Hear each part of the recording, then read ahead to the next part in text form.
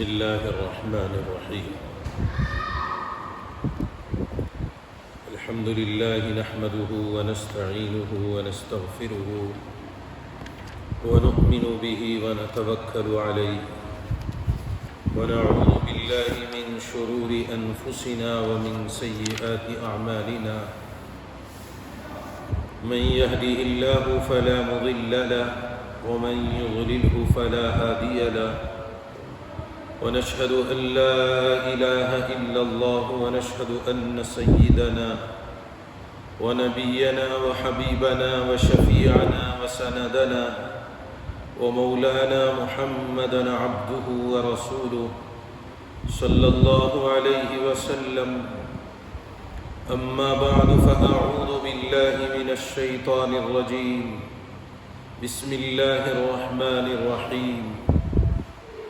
إنا أعطيناك الكوثر فصل لربك وانحر إن شانئك هو الأبتر.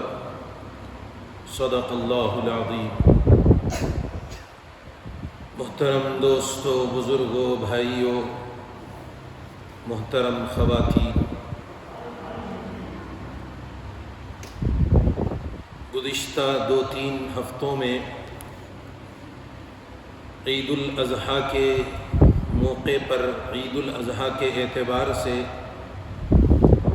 قربانی سے متعلق آیتوں کے ترجمے اور ان کی تفسیر کا ذکر کیا گیا.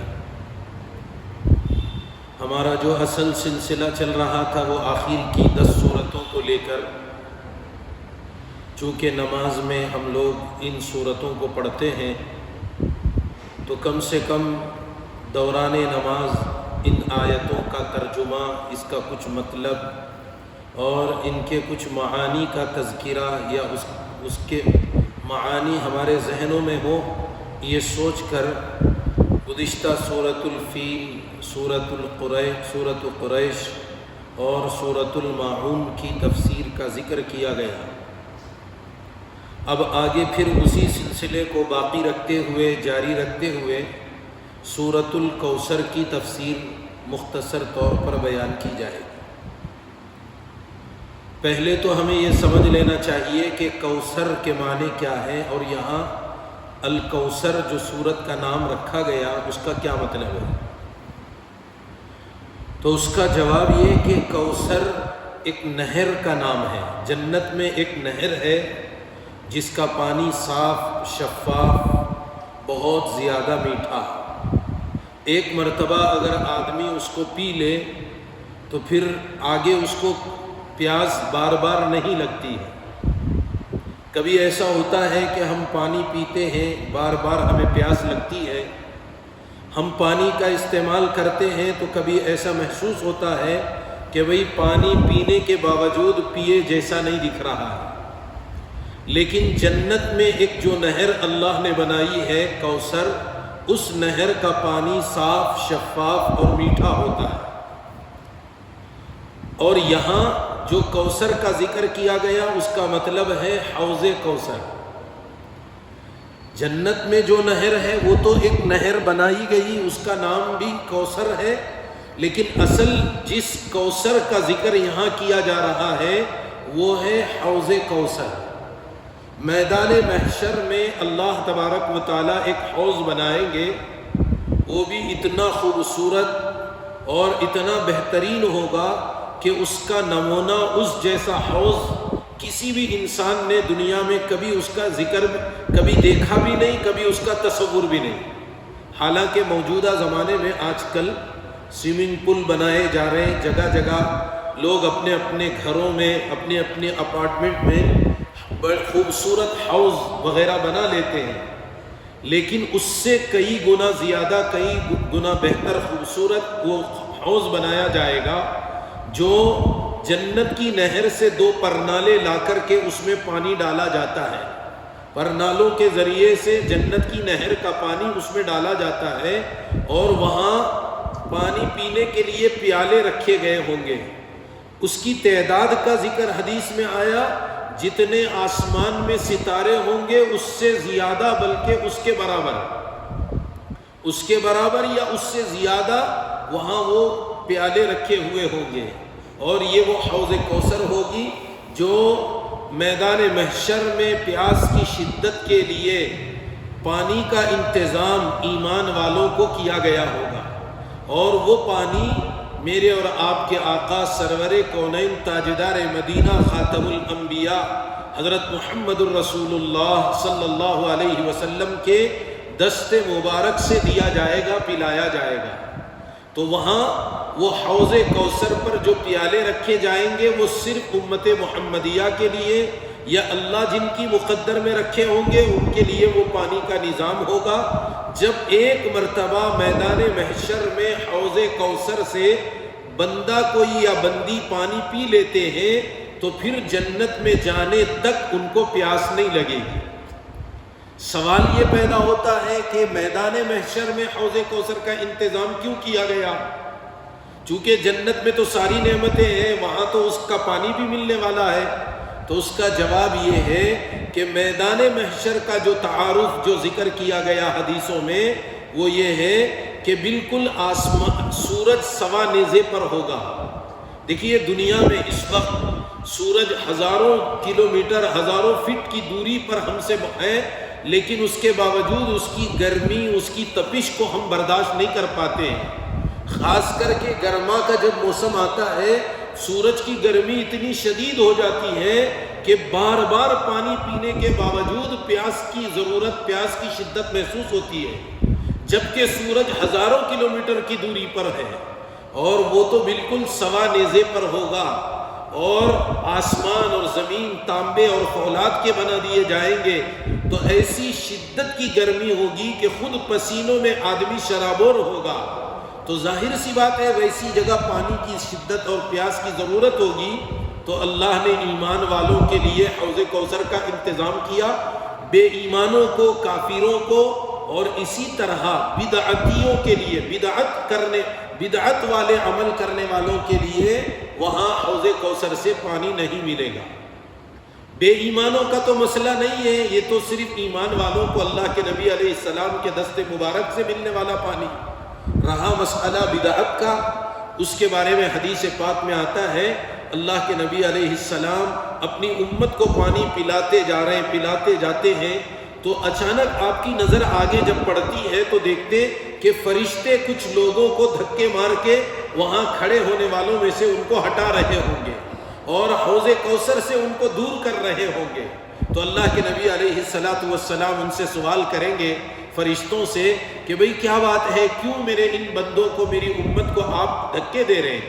تو انہوں نے وہ جواب میں فرشتے کہیں گے اللہ کے نبی آپ جانتے ہیں کہ آپ کے دنیا سے رخصتی کے بعد آپ کے دین میں انہوں نے کیا کیا نئے نئے کام ایجاد کیے، کیا آپ جانتے ہیں اس کو؟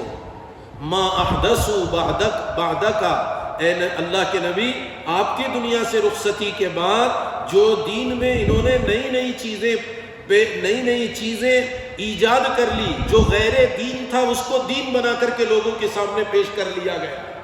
ایک مثال میں آپ کو سمجھنے کے لیے بتاؤں، 12 ربیع الاول کی تاریخ آتی ہے تو اس تاریخ میں میلاد کے منانے کا مسئلہ، یا اس تاریخ میں یعنی میوزکوں کو لے کر کے ناچنا، جلوس نکالنا، یا اللہ کے نبی علیہ السلام کے نام پر ڈانس کرنا، یہ تو دین میں بالکل اس کی کوئی گنجائش اور اجازت نہیں ہے، لیکن ایک بڑا طبقہ امت مسلمہ کا اس کو دین سمجھ کر کے کر رہا ہے۔ وہ یہ سمجھ رہے کہ آج میلاد ہے، آج عید ہے، اور اس عید کے منانے کے لیے لوگ سڑکوں پہ اتر جاتے ہیں، یہاں سے وہاں تک جلوسیں نکلتے ہیں، حتیٰ کہ عورتیں مستورات اپنے گھروں سے نکل کر تماشائی بن کر کے جمع ہو جاتی ہیں، جبکہ یہ بدعت ہے، یہ غلط ہے، شریعت اور دین میں اس کا کوئی تعلق اس کا نہیں ہے، اور بلکہ اللہ کے نبی کے بعد سے لے کر کے خیر القرون اب قریب کے زمانے تک یہ جو 12 ربیع الاول کی بدعت کا سلسلہ چلا وہ تو 100-150 سال پہلے کی ایک راجہ نے جاری کی ہے، وہ بدعت ہے، اس کا ایک عمل ہے وہ، ورنہ اس سے پہلے اسلامی تاریخ میں اس کا کوئی تذکرہ نہیں ملتا۔ اگر عید منانا ہوتا، عید واقعی ہوتی تو حضرات صحابہ اللہ کے نبی کے 12 ربیع الاول کی پیدائش پر ضرور منا لیا کرتے۔ حالانکہ اس میں بھی ایک اعتبار سے غیروں کی ایک سازش ہے کہ 12 ربیع الاول کی تاریخ پیدائش متعین نہیں ہے۔ اللہ کے نبی علیہ السلام کی تاریخ ولادت میں بڑا اختلاف ہو گیا ہے مفسرین کے اور تاریخ نگاروں کے درمیان میں، کوئی 11 کو کہتے، کوئی 12، کوئی 13، کوئی 14، تقریباً 17-18 ربیع الاول تک کی تاریخ کا ذکر آتا ہے اس کے اندر۔ بہرحال لیکن تاریخ وفات متعین ہے 12 ربیع الاول۔ مسلمان ناچ رہے، مسلمان جلوس نکال رہے، مسلمان اس دن عید منا رہے، خوشیاں منا رہے، حالانکہ یہ غیروں کی سازش کا امکان بھی ہے کہ خود ہمارے نبی کی وفات پر مسلمانوں سے ناچنے کا کام کروایا جا رہا۔ ہم تو سمجھ رہے ہیں ولادت والی تاریخ بول کر، جس نے شروع کیا وہ تو تاریخ ولادت نہیں، تاریخ وفات کے نام پر اس کو منایا جاتا ہے۔ بہرحال یہ تو ایک مثال کے لیے آپ کو بتایا جا رہا سمجھنے کا، چونکہ عام طور پر 12 ربیع الاول کے موقع پر اس قسم کی باتیں کی جائے، بعض لوگ غصے میں آ جاتے ہیں، ناراض ہو جاتے ہیں، وہ سمجھتے ہیں کہ یہ اللہ کے نبی کی عید کے مخالف ہے، یہ ربیع الاول کی عید میلاد کے مخالفت کی بات کی جاتی ہے۔ تو یہاں حوض کوثر سے کچھ لوگوں کو دور کر دیا جا رہا ہوگا، تو فرشتے اللہ کے نبی علیہ السلام سے کہیں گے کہ اللہ کے نبی یہ وہ لوگ ہیں، یہ وہ آپ کے امتی ہیں جنہوں نے آپ کے دنیا سے جانے کے بعد غیر دین کو دین بنا کر کے پیش کیا اور اس پر عمل کیا، تو یہ بدعت کا ذکر کیا جاتا ہے۔ تو بہرحال اللہ تعالیٰ سے ہم دعا بھی کرتے رہیں کہ اللہ تعالیٰ ان محروموں میں بننے سے اللہ ہماری حفاظت فرمائے، اور اللہ اپنے فضل سے، اپنے کرم سے، پیارے نبی علیہ السلام کے دست مبارک سے، حوض کوثر سے، جام کوثر کا پینا ہماری مقدر میں اللہ نصیب فرمائے۔ ہمیں تو اس کی دعا مانگتے رہنا ہے اور ہر اس عمل سے بچنے کی کوشش کرنا جو اس طرح کی محرومی کا سبب اور ذریعہ بن جاتے ہیں۔ تو بہرحال یہ الکوثر جو سورۃ الکوثر کے شروع میں جو لفظ آیا ہے، اس سلسلے میں یہ بات آپ کے سامنے رکھی گئی۔ اب آگے بات یہ ہے کہ یہ سورۃ الکوثر جو نازل ہوئی، اس کے نازل ہونے کا ایک واقعہ ہے، شان نزول جس کو کہتے ہیں۔ شروع میں آپ کو تفسیر کی ابتدا میں بتایا گیا تھا کہ قرآن پاک کی بعض آیتیں، بعض سورتیں کسی خاص واقعے کے تحت میں نازل ہوتے ہیں، اس واقعے سے اس کا تعلق ہوتا ہے، اس کے بغیر آپ اس واقعے کو سمجھے بغیر نہ وہ آیتوں کو سمجھا جا سکتا ہے اور نہ ان آیتوں کا ترجمہ، اس کا مطلب سمجھا جا سکتا ہے۔ تو اس کا شان نزول یہ ہے، تفسیر کی کتابوں میں حدیثوں کے ذریعے سے، حدیث کے حوالے سے جس کا ذکر کیا گیا ہے وہ یہ ہے کہ اللہ کے نبی علیہ السلام کا نکاح جب اماں جان حضرت سیدنا خدیجۃ الکبریٰ رضی اللہ تعالی عنہا سے ہوا، تو آپ کے اولاد ہوئی، جن میں لڑکیاں 4 لڑکیاں ہوئی اور 3 لڑکوں کا ذکر کیا جاتا ہے۔ ایک لڑکے کا جب انتقال ہوا، جن کے بارے میں اکثر تفسیر کی کتابوں میں حضرت قاسم جن کا نام بتایا جاتا ہے، بعضوں نے حضرت ابراہیم بھی اس کا نام کا بھی تذکرہ کیا ہے بعض تفسیروں میں۔ حضرت قاسم اکثر مفسرین کی رائے ہے، ہوا یہ کہ اللہ کے نبی علیہ السلام کو ایک لڑکا ہوا جن کا نام قاسم رکھا گیا، تو ان کا بچپن میں ابتدا میں انتقال ہو گیا۔ ان کے انتقال پر کفار مکہ خوشیاں منانے لگے۔ عربوں میں، عرب کا ایک دور جاہلیت کی رسومات میں سے ایک رسم تھی، لڑکا ہوتا تو خوشیاں منایا کرتے تھے، لڑکی ہوتی تو اپنا چہرہ چھپا کے پھرا کرتے تھے، ناراض ہو جاتے تھے، بیوی پر ناراض ہو جاتے، لڑکی اس بچی پر ناراض ہو جاتے جو پیدا ہوئی تھی۔ اسی لیے دور جاہلیت کی رسومات میں ایک رسم زندہ درگور کرنے کے واقعات کا ذکر آتا ہے کہ بچپن میں بچی اگر لڑکی کی پیدائش کی خبر دی جاتی تھی تو فوراً اس لڑکی کو لے جا کر زندہ دفن کر دیا جاتا تھا۔ سورۃ البروج میں اللہ تعالیٰ نے اس کے بارے میں قرآن سورۃ البروج کی ابتدائی آیتوں میں جس کا ذکر کیا ہے وَإِذَا الْمَوْءُودَةُ سُئِلَتْ، کل قیامت کے دن زندہ درگور شدہ لڑکیوں کے بارے میں لڑکیوں سے پوچھا جائے گا تمہارے باپ نے تمہیں کس جرم کے بدلے میں تمہیں قتل کر دیا، تمہیں زندہ دفن کر دیا۔ یہ ایک غلط رسم تھی جو دور جاہلیت میں چلا کرتی تھی۔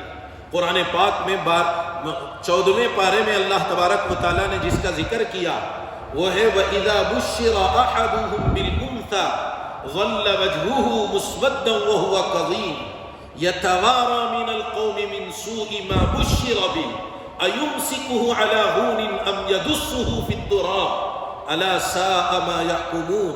اللہ تعالیٰ فرماتے ہیں کہ دور جاہلیت کی رسومات میں سے ایک رسم یہ کہ جب انہیں لڑکی کی پیدائش کی خوشخبری دی جاتی، دیکھیے قرآن پاک میں لڑکی کی پیدائش کے لیے خوشخبری کا لفظ استعمال کیا گیا وَإِذَا بُشِّرَ أَحَدُهُم بِالْأُنثَىٰ، لڑکے کے بارے میں کوئی بشارت کا ذکر نہیں، کوئی خوشخبری کا تذکرہ نہیں، لڑکی کی پیدائش پر خوشخبری کا لفظ خود اللہ نے بیان کیا۔ معلوم یہ ہوا اللہ تبارک و تعالیٰ کی نظروں میں لڑکے کے مقابل میں لڑکی کا پیدا ہونا یہ زیادہ خوشی کی خبر ہے، زیادہ خوشی کی بات ہے۔ حدیثوں میں آتا ہے، ایک حدیث میں پیارے نبی علیہ السلام نے فرمایا جس ماں کے پیٹ سے پہلی اولاد اگر لڑکی پیدا ہوتی ہے اللہ اس کی زندگی میں برکتیں عطا فرماتے ہیں، اور جس گھر میں لڑکی پیدا ہوتی ہے پیارے نبی علیہ السلام کا سلام اس گھر والوں کو پہنچتا ہے، اور جس گھر میں لڑکی پیدا ہوتی ہے اگر ماں باپ نے اپنی لڑکی کی صحیح پرورش کی، اچھی تربیت کی اور اس کی دیکھ بھالی کر کے پرورش کر کے اگر اس کو صحیح جگہ رشتہ کرا دیا، نکاح کرا دیتے ہیں، اللہ تعالیٰ ماں باپ کی اس قربانی اور اس محنت پر جنت کی گواہی، ان کو جنت کی خوشخبری دی گئی ہے۔ لڑکوں کے لیے کوئی فضیلت کا ذکر نہیں آیا، لیکن یہ دور جاہلیت کی رسومات میں سے تھا کہ لڑکے پیدا ہوتے تو خوشیاں مناتے، لڑکی پیدا ہونے پر جس کو بارے میں قرآن نے کہا یَتَوَارَىٰ مِنَ الْقَوْمِ مِنْ سُوءِ مَا بُشِّرَ بِهِ، جو خوشخبری اس کو لڑکی کے سلسلے میں دی گئی اس خوشخبری کو لے کر کے اپنا چہرہ چھپا کے پھرا کرتا تھا وہ آدمی، کئی دنوں تک لوگوں کے سامنے آنے میں جھجک محسوس کرتا، عار محسوس کرتا۔ اللہ معاف فرمائے، یہی غلط رسم، یہی غلط چیزیں اس موجودہ زمانے میں دور جاہلیت کی رسومات میں ایک رسم اس وقت دنیا میں واپس پھر لوٹ کر کے آ گئی۔ آج بھی بہت سے بد نصیب ان کو کہا جا سکتا ہے کہ لڑکیوں کی پیدائش پر ناراض ہو جاتے ہیں، جس میں خود باپ ہوتا ہے، اس باپ کے ماں باپ ہوتے ہیں، اس کے خاندان کے لوگ ہوتے ہیں کہ لڑکی پیدا ہونے پر ناراض ہو جاتے ہیں، لڑکی پیدا ہونے پر بیوی کے اوپر خفا ہو جاتے ہیں، بیوی سے ناراض ہو جاتے ہیں، حالانکہ یہ تو اللہ کے نبی کی طرف سے خوشخبری اور سلام مل رہا اور جنت کی بشارت دی گئی، لڑکیوں کے ذریعے سے گھروں میں خیر و برکتوں کے نازل ہونے کا فیصلہ کیا گیا، حتیٰ کہ حضرت مریم علیہ السلام کی والدہ نے جب منت مانی تھی تو اس موقع پر ان کو جب لڑکی کی خوشخبری لڑکی ملی تھی تو اس موقع پر انہوں نے جب لڑکی کا ذکر کیا تو اللہ کی طرف سے انہیں جواب ملا تھا کہ جس لڑکے کی تم تمنا کر رہے ہیں اس سے تمہارے لیے یہ لڑکی زیادہ بہتر ہے۔ تو بہرحال دور جاہلیت کی رسومات کے مطابق اللہ کے نبی علیہ السلام کے نرینہ اولاد لڑکا حضرت قاسم کے انتقال پر مکے کے اندر قریش اور خاص کر کے کفار مکہ، سرداران مکہ یہ بہت خوشیاں منانے لگے، حتیٰ کہ عاص بن وائل ایک کافر گزرا، مشرک گزرا ہے جو ایک سردار تھا ان کا، تو وہ مجلسوں میں کہا کرتا تھا کہ نعوذ باللہ اللہ کے نبی علیہ السلام کا نام و نشان مٹ جائے گا، آپ کا نسل اور آپ کی نسل اب ختم ہو جائے گی، اور وہ اس کا اصل مقصد تھا آپ کا لایا ہوا دین اب زیادہ دنوں تک دنیا میں نہیں چلے گا، اس لیے کہ ان کی اولاد ہی نہیں ہے، لڑکے ہی باقی نہیں ہیں، جب باپ کی اولاد لڑکا نہیں ہوتا تو اس کی نسل ختم ہو جاتی ہے، ان کا یہ تصور تھا۔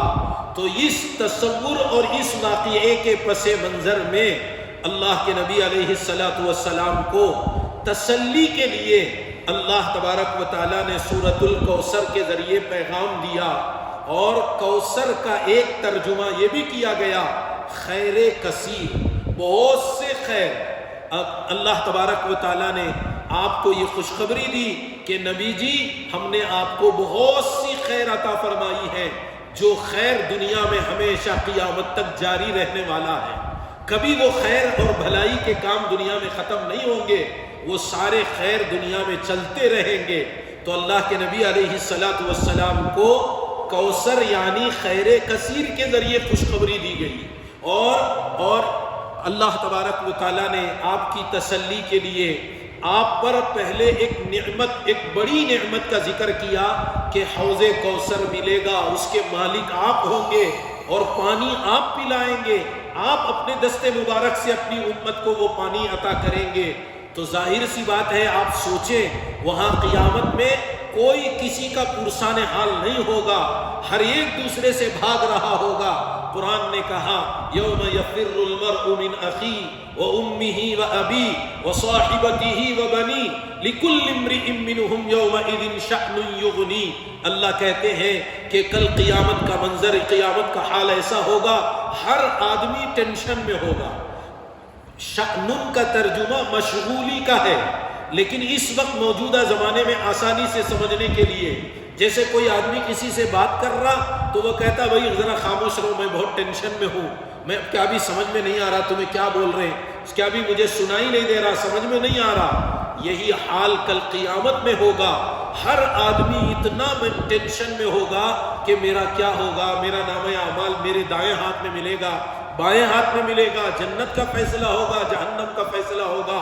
ہر انسان کی پوری زندگی پوری دنیا کے سامنے لائی جائے گی، ہم نے کیا کیا کیا ہے ساری چیزیں لوگوں کے سامنے وہاں ظاہر کر دی جائے گی۔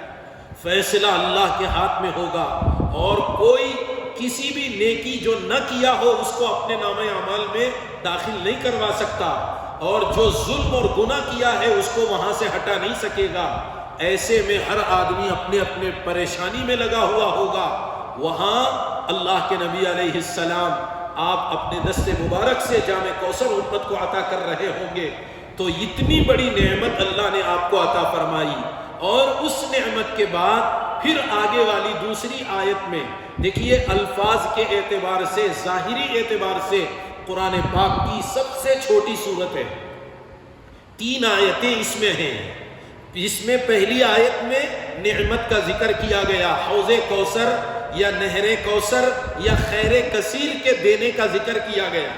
اس کے بعد والی دوسری جو آیت ہے، اس دوسری آیت میں نعمت کے شکرانے کا عمل بتایا گیا۔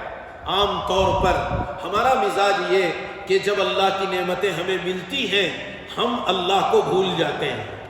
آدمی کو جب نعمتیں مل جاتی فَأَمَّا الْإِنسَانُ إِذَا مَا ابْتَلَاهُ رَبُّهُ فَأَكْرَمَهُ وَنَعَّمَهُ فَيَقُولُ رَبِّي أَكْرَمَنِ۔ جی جب بندے کو نعمتیں ملتی ہیں تو اللہ اس کو آزمانا چاہتے ہیں، تو ہم نعمتوں کو لے کر اللہ کو بھول جاتے ہیں۔ حالانکہ سورۃ الفجر میں جس کا جو آیتیں میں نے پڑھی اس میں تو رب کے اکرام کا ذکر کیا گیا ہے، لیکن نعمتوں کے ملنے پر بندہ اپنے پروردگار کو بھول جاتا ہے۔ تو اس کے لیے اللہ نے اپنے نبی کے ذریعے امت کو یہ سبق دیا ہے کہ جب تمہیں دنیا میں کوئی نعمت ملے، چاہے وہ نعمت چھوٹی ہو یا بڑی، اللہ کا شکر ادا کرو۔ شکرانے کا طریقہ بتایا گیا۔ شکرانے کے لیے 2 عمل کا ذکر یہاں کیا گیا۔ فَصَلِّ لِرَبِّكَ وَانْحَرْ میں 2 باتیں ذکر کی گئی۔ ایک تو یہ کہ شکرانے میں نماز پڑھا کرو، اللہ کا شکر ادا کرو۔ تو اس کا طریقہ یہ کہ 2 رکعت کر کے صلاۃ الشکر، شکرانے کی نمازیں پڑھ کر اللہ کی نعمتوں کو یاد کر کے اللہ کا شکر ادا کرو۔ کتنی نعمتیں، ان گنت نعمتیں ہیں۔ ہم یہاں بیٹھے ہیں، ہماری زندگی خود ایک نعمت ہے۔ اگر یہ زندگی ختم ہو جائے تو ہم کیا کر پائیں گے؟ کتنے نوجوان دنیا سے رخصت ہو جا رہے ہیں، بچپن میں لوگ چلے جا رہے ہیں، اچانک بیٹھے بیٹھے لوگ دنیا سے چلے جا رہے ہیں. اللہ کا شکر ہے صحت اللہ تبارک و تعالیٰ نے زندگی عطا فرمائی، پھر زندگی میں صحت کی دولت سے نوازا، یہ بھی ایک کتنی بڑی نعمت ہے. پھر اسی طرح ہمارے بدن کے اعضاء میں آنکھوں سے میں دیکھنے کی طاقت، کانوں میں سننے کی طاقت، بولنے کی طاقت، ہاتھ پیر میں چلنے پھرنے کی طاقت، یہ ساری کی ساری اللہ کی نعمتیں ہیں. اس لیے ہماری ذمہ داری ہے روزانہ کم سے کم 2 رکعت صلاۃ الشکر نماز پڑھیں، اللہ کی نعمتوں کو یاد کر کے. اللہ نے اپنے نبی کو حکم دیا ہے، نبی جی اتنی بڑی نعمتیں آپ کو دی، اتنی بڑی نعمت آپ کو دی گئی، اس کے بدلے میں ہمارا حکم یہ کہ آپ بالیقین نماز کا اہتمام کریں، نماز پڑھیں. ایک ہے روزانہ جو نماز پڑھی جاتی ان نمازوں کا اہتمام کرنا، اور ایک ہے نعمت کے شکرانے میں نماز پڑھنا. اور اللہ کا وعدہ ہے لَإِن شَكَرْتُمْ لَأَزِيدَنَّكُمْ، اگر تم میری نعمتوں کو لے کر شکر گزاری کرو گے میں ضرور بھی ضرور تمہاری نعمتوں میں اضافہ کروں گا. دیکھو اللہ معاف فرمائے ہمارا حال، خاص کر ہماری مستورات کو یہ بات سمجھنے کی ضرورت ہے کہ ناشکری کا ہمارا مزاج زیادہ ہے، کفران نعمت کا مزاج ہمارا بنا ہوا ہے. اللہ کیا کیا نعمتوں سے ہمیں نواز رہے، باوجود اس کے کہ ہم کہتے ہیں اللہ ہم نے کیا دیا بھائی، کیا بھی نہیں دیا. سب دوسروں کچھ دے رہا، دیے والوں کچھ دے رہا، نہیں رہے والوں کے پاس کیا بچ نہیں ہے. ہمیں ابھی کتنے سال برداشت کرنا سو، کتنے سال صبر کرنا سو، کب تک یہ زندگیاں ہماری چلتی رہیں گی. ہماری زبانوں پہ ناشکری کے الفاظ ہوتے ہیں، اللہ کو یہ چیز پسند نہیں ہے. اسی کے نتیجے میں بسا اوقات مزید ملنے والی نعمتیں رک جاتی ہیں، چونکہ اللہ کا وعدہ ہے لَإِن شَكَرْتُمْ، یہاں ان شرطیہ ہے. شرطیہ کا مطلب اگر شکر کرو گے تو نعمتوں میں اضافہ ہوگا. اس کا کیا مطلب نکلا؟ نہیں کرے تو شکر کرنے پر نعمتوں میں اضافہ کا وعدہ کیا گیا. اس کا مطلب یہ کہ شکر نہیں کریں گے، ناشکری کریں گے تو پھر نعمتوں میں کمی کر دی جائے گی. آج یہی ہو رہا ہمارے ساتھ. اللہ کا احسان ہے، صحت کے اعتبار سے، گھریلو اعتبار سے، رہن سہن کے اعتبار سے، ہماری ضروریات کے اعتبار سے سارے انتظامات اللہ نے کیے ہیں. ہماری ذمہ داری ہے ہم اللہ کا شکر ادا کرتے ہوئے ہماری زبانوں پر تو یہ ہونا چاہیے کہ الحمدللہ، اے اللہ تیرا شکر ہے، تو نے دوسروں کے مقابل میں ہمیں تو بہت اچھا رکھا ہے، بے شمار نعمتوں سے تو نے نوازا ہے. اے اللہ تیری اتنی نعمتیں جن کو ہم گن بھی نہیں سکتے، شمار بھی نہیں کر سکتے، اور تیری نعمتوں کے بدلے میں تیرا شکر بھی ہم ادا نہیں کر سکتے. تو اس لیے ایک تو یہ کہ بڑی نعمت کا ذکر کرنے کے بعد شکرانے کے لیے بڑی عبادت کا ذکر کیا گیا. نماز عبادتوں میں سب سے افضل عبادت ہے، اس لیے نماز کا ذکر کیا گیا. اس کے بعد قربانی کا تذکرہ کیا گیا کہ نبی جی اللہ کے لیے نماز پڑھے اور اللہ کے لیے قربانی بھی دیا کریں. سوال یہ کہ یہاں قربانی کا تذکرہ کیوں کیا جا رہا؟ جبکہ حوض کوثر کی بات چل رہی، شکرانے کی بات چل رہی، تو قربانی کا مسئلہ کیسے آ گیا؟ قربانی کا مسئلہ 2 وجہ سے لایا گیا. ایک وجہ یہ کہ قربانی کا ذکر یہاں جو کر رہے وہ بدنی عبادت، نماز تو بدنی عبادت ہے، بدنی عبادت بھی ہونا چاہیے، کبھی کبھی شکرانے میں مالی عبادت بھی ہونی چاہیے. مال بھی اللہ کی راہ میں خرچ کرنا، مال بھی اللہ کے نام پر قربان کرنا، مالی عبادت کے ذریعے بھی شکر ادا کیا جا سکتا ہے.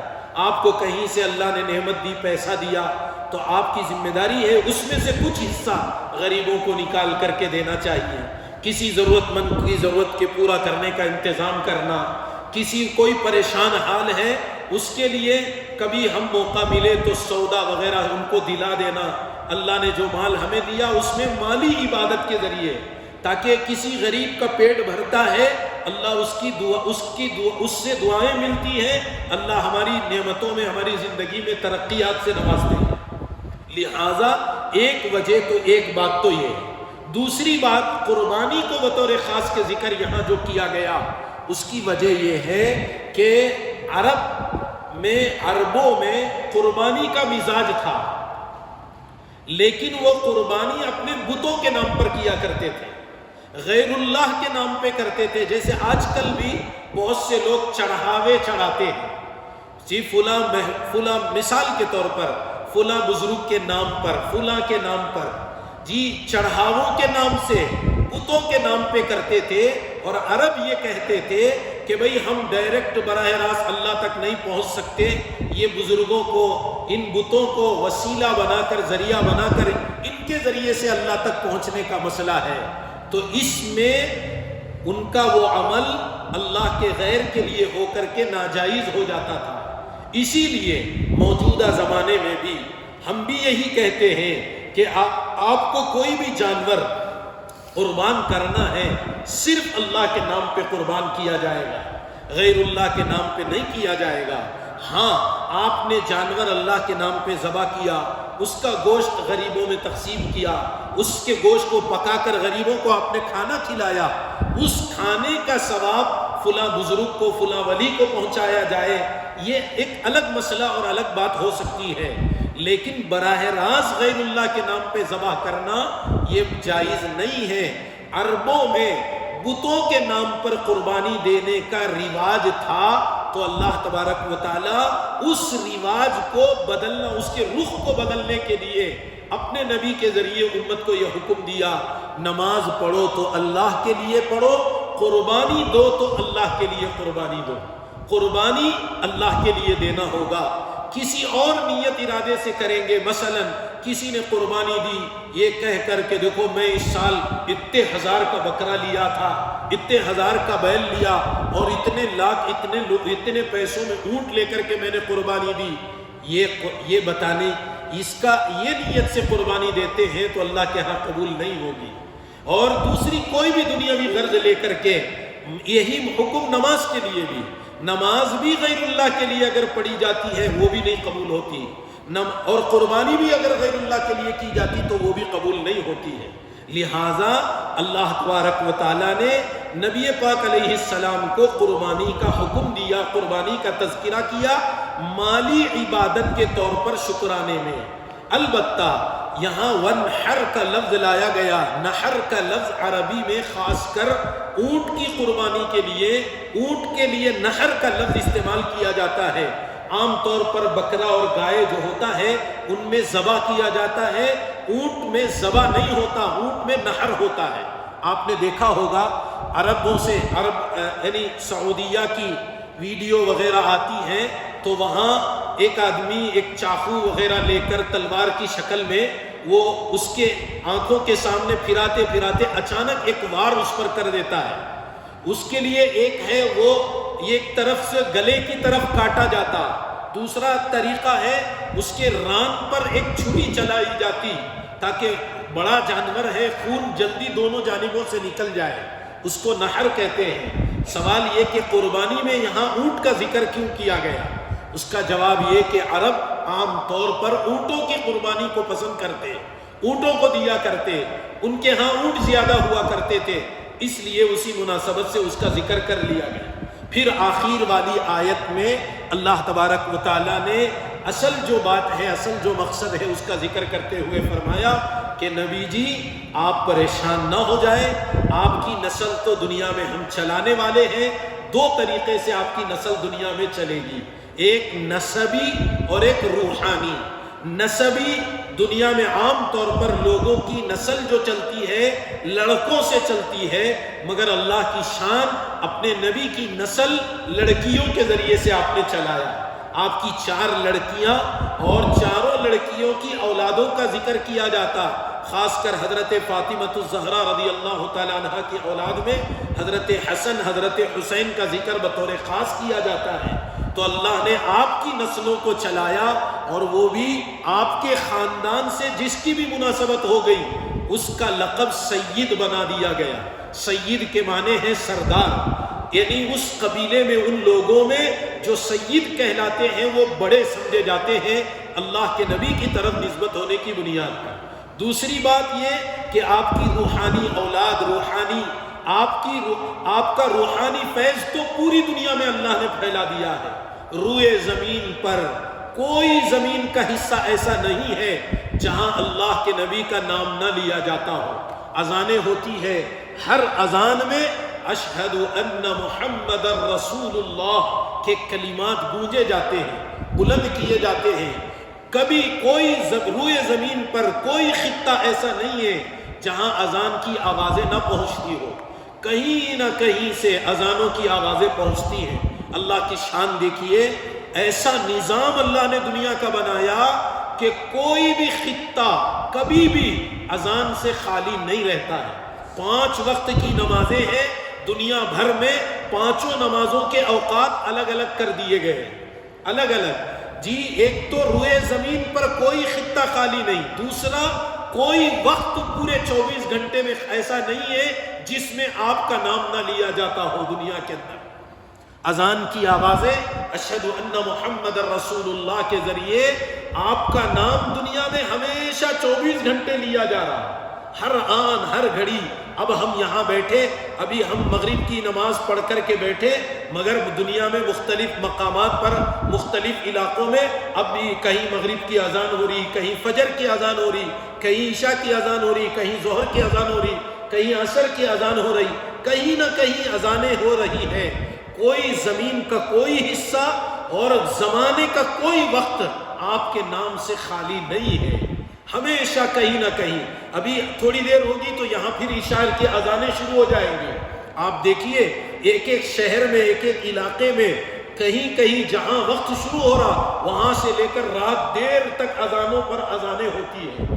کہیں کسی مسجد میں 10-15 منٹ وقت شروع ہوتے ہی اس کے 15 منٹ بعد ایک جگہ، اس کے 10 منٹ بعد، 5 منٹ بعد، الگ الگ نظام بنا کر پوری دنیا میں اللہ نے فرمایا کہ نبی جی آپ کا نام تو ہم ہمیشہ باقی رکھنے والے ہیں، بلکہ دنیا ہی میں نہیں، اللہ کے نبی کے نام میں مبارک کا ذکر وہ تو میدان محشر میں بھی ہوگا، حتیٰ کہ جنت میں بھی مقام محمود اللہ آپ کو عطا کر فرما کر آپ کے درجات بلند کر کے جنت میں بھی آپ کے تذکیرے کیے جائیں گے، تو ہمیشہ ہمیشہ آپ کا نام باقی رہے گا۔ اور باقی دنیا میں جو لوگ آپ کے بارے میں کہہ رہے ہیں کہ آپ کی نسل ختم ہو گئی، آپ مقطوع النسل ہو گئے، آپ کا نام و نشان ختم ہو گیا، ان کی باتوں پر آپ توجہ نہ دیں، آپ ان کی باتوں میں نہ آئیں، اصل تو تمہارا دشمن ہی بے نام و نشان ہونے والا ہے۔ اللہ کے نبی علیہ السلام کا ذکر، اللہ کے نبی کا نام آتا ہے، ہمارے دلوں میں ایک عجیب کیفیت اور لذت محسوس ہوتی ہے، نبی پر درود پڑھنے میں ہمیں مزہ آتا ہے، اللہ کے نبی کا نام محبت سے جھوم کر کے لیا جاتا ہے۔ باقی اس کے بالمقابل جبکہ ہم نے نبی کو نہیں دیکھا ہے، 1400 سال دنیا سے ہو گئے آپ کے گزر کر کے، لیکن آج بھی آپ کی محبت، آپ کی عظمت، آپ کی قدر ہمارے دلوں میں، ایمان والوں کے دلوں میں ایسی ہے جیسے آپ ہمارے سامنے موجود ہیں۔ ایک عام ایمان والا مرد ہو یا عورت، جب کبھی بات ہوتی ہے اس کے سامنے اگر اللہ اس کے رسول کا ذکر کیا جاتا ہے، بڑے سے بڑا آدمی بھی خاموشی اختیار کر لیتا ہے، وہ رک جاتا ہے، وہ یہ کہتا ہے کہ بھئی اللہ کا واسطہ دیا جا رہا، نبی پاک علیہ السلام کا واسطہ دیا جا رہا۔ آپ نے دیکھا ہوگا جو لوگ عمرہ اور حج کے سفر کر رہے ہیں مدینہ منورہ میں، ہم نے دیکھا ایک راستے میں ایک ٹیکسی ڈرائیور کی آپس میں کچھ باتیں ہو گئی، تو ایک تیسرا آدمی بیچ میں آیا، اس نے کہا محمد موجود ہونا، اس نے کہا اللہ کے نبی موجود ہیں اور تم یہاں لڑائی جھگڑا کر رہے ہیں، فوراً وہ 2 آدمی دور ہو گئے، 2 آدمی رک گئے۔ یہ ایمان والے کی شان ہے۔ بہرحال اللہ معاف فرمائے، حالات بدلتے جا رہے، آج کل ہمارا مزاج ایسا ہو گیا، اللہ اس کے رسول کے نام کو بھی ہم عام طور پر خاطر میں نہیں لا رہے، ہم اس سے بھی آگے بڑھنے کی کوششوں میں لگے ہیں۔ یہ ہمارے لیے بد نصیبی اور بدبختی کی علامت ہے، یہ چیز اچھی نہیں ہے۔ بہرحال اللہ نے اپنے نبی کے نام کو ہمیشہ کے لیے باقی رکھا، جس کا ذکر کیا گیا۔ مختصر طور پر ترجمہ دیکھ لیں، اللہ کہتے ہیں اِنَّا أَعْطَيْنَاكَ الْكَوْثَرَ، اے نبی جی بے شک ہم نے بالیقین ہم نے آپ کو کوثر عطا فرمائی۔ اب وہ ساری باتوں کے پس منظر میں آپ اس کوثر کے لفظ کو سمجھ جائیں، چاہے حوض کوثر مراد لیں، نہر مراد لیں، چاہے آپ خیر کثیر کا ترجمہ کر لیں، چونکہ یہ ایک بہت بڑی نعمت ہے۔ اس نعمت کے بارے میں اللہ آگے کہہ رہے ہیں فَصَلِّ لِرَبِّكَ وَانْحَرْ، بس اپنے رب کے لیے آپ نماز پڑھیں۔ کیا مطلب؟ نعمت کے شکرانے میں نماز کا اہتمام کریں، وَانْحَرْ، اور آگے کہہ رہے ہیں قربانی دے دیا کریں۔ وجہ تو ساری تفصیلات بتا دی گئی ہے۔ آگے ان شانئک، بے شک آپ کا دشمن، هو الابتر، وہی بے نام و نشان ہونے والا ہے، وہی مقطوع النسل ہونے والا ہے۔ بلکہ اللہ کی شان یہ کہ اس کو لڑکے ملے تھے، عاص ابن وائل، اس کو لڑکے بہت تھے، لیکن اللہ نے کہا، اللہ کی شان یہ، لڑکے ہونے کے باوجود بھی اللہ نے اس کی نسل ختم کروا دی دنیا سے، اللہ نے اس کو بے نام و نشان کر دیا۔ یہ اللہ کی شان ہے۔ اگر اللہ چاہے کسی کے نام کو باقی رکھنا، اس کے لیے اللہ لڑکوں کے محتاج نہیں ہے، اللہ تو اس کے بغیر بھی اس کی نسلیں دنیا میں چلا سکتے ہیں۔ اور اگر کسی کی نسل کو مٹانے کا اللہ فیصلہ کر لے تو یاد رکھنا، لڑکے ہونے کے باوجود بھی اس کی نسل ختم ہو گئی۔ آج اس کی کون اولاد ہے کسی کو پتہ نہیں ہے، اس کی نسل میں کون کون ہے کسی کو کچھ پتہ نہیں ہے، اس کا بھی نام و نشان کسی کو نہیں معلوم۔ عام لوگوں کو اس کا ذکر نہیں آتا، اگر آتا بھی ہے نبی کے صدقے میں حدیث کے واسطے سے اس کا ذکر ہوتا ہے۔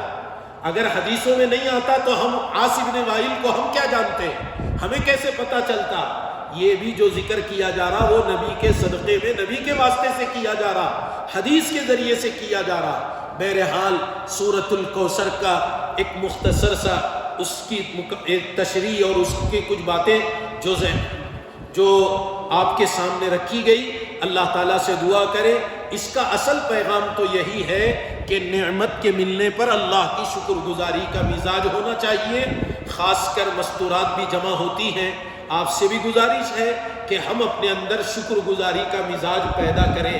پیارے نبی علیہ السلام نے ایک موقع پر جہنم کا تذکرہ کرتے ہوئے آپ نے فرمایا کہ میں نے عورتوں کو کثرت سے جہنم میں دیکھا، تو اس کی وجہ معلوم کی گئی۔ حضرات صحابیات غصے میں نہیں آتے، ناراض نہیں ہو جاتے۔ اب ہمارے سامنے ذکر ہوگا ہم لوگ ناراض ہو جاتے ہیں، لیکن اللہ کے نبی صحابیات نے پوچھا وجہ کیا ہے، تو آپ نے فرمایا تکفرن العشیر و تکسرن اللعنہ، کہ شوہروں کی ناشکری کرتے ہیں اور لعن تان کثرت سے کرتی ہیں، برا بھلا لوگوں کو بہت بولتی رہتی، لعن تان کرتی رہتی، جس کی وجہ سے جہنم میں کثرت سے عورتوں کے بارے میں اللہ کے نبی نے جس کا ذکر کیا ہے۔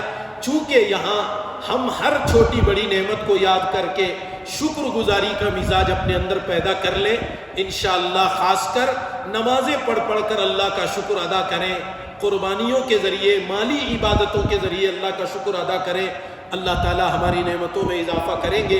اللہ ہم سب کو عمل کی توفیق عطا فرمائے۔ وآخر دعوانا ان الحمد للہ رب العالمین۔